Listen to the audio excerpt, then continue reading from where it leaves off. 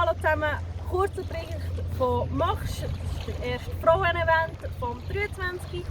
Momentan haben wir gerade eine Flaute.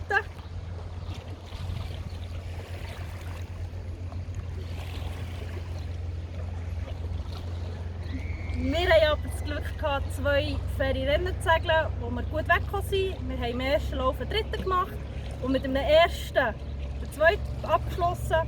Jetzt warten wir auf den Wind. Das Ziel von uns in diesem Event ist, dass wir im vorderen Drittel sind vom Feld, aber sicher auch, dass wir Spass und Freude haben. Attacke!